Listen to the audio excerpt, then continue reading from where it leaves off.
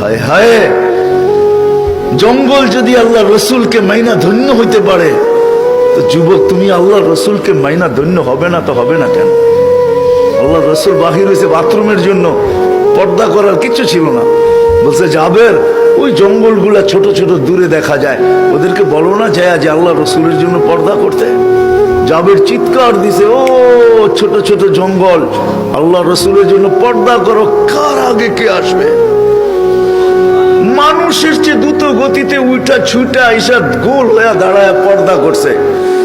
আল্লাহ রসুল বাহির হয়ে আসছে, বলছে জাবের নিজ নিজ জায়গায় যেতে যাও, চলে যেতে বলো।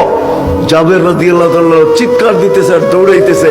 সবাই বলতেছে দৌড়াও কেন? চুপ, পরে বলবো। যা বলছে চলে যাও তোমাদের জায়গায়। সবাই মানুষের মতো ছুটে যায়, নিজের জায়গায় বসা গেছে। জাবের জানি কি দেখা ফিরা আসছে। বলছে জাবের কি দেখলা? বলে আমি দেখতে চাইছিলাম ওইখানে আছে কি। ওয়াল্লাহি মা ওয়াজাদতু ইল্লা রায়হা, সুঘ্রাণ ছাড়া কিচ্ছু ছিল না। হায় হায় হায় হায় হায়, এগুলো কোনো কাহিনী না। মজা মরা খেজুর গাছ, চারজন ক্ষুধার্ত, চারজনই কাতর। নিজেরটা তো মাইনা নিতে পারতেন, কিন্তু আবু বকর, ওমর ও আলী ক্ষুধার্ত, মাইনা নাই কি করা। বলছে এই খেজুর গাছকে যে বলো তা কাঁচা পাকা খেজুর দিতে। আলী রাদিয়াল্লাহু তাআলা আনহু বিবেককে খাটায় নাই।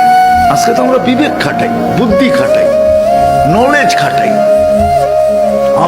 আলী রাদিয়াল্লাহু তাআলা বলছে ও খেজুর গাছ, আল্লাহ রসুল বলছে কাঁচা পাকা খেজুর দে, সিজনও না, আবার সবকিছু শুকানো। ও টপ টপ টপ টপ কাঁচা পাকা খেজুর দেওয়া শুরু করছে, পুরা রুমাল বয়ে গেছে। নিয়ে আসছে ইয়া রাসূলুল্লাহ খেজুর, তুমি পাকা গুলা খাও, কাঁচা গুলা খাও না, তোমার চক্ষু উঠছে।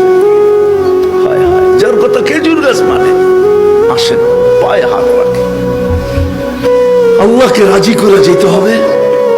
আর মুহাম্মদুর রাসূলুল্লাহ সাল্লাল্লাহু আলাইহি ওয়াসাল্লাম এর স্টাইল অনুসরণ করার দ্বারা আল্লাহ রাজি হয়।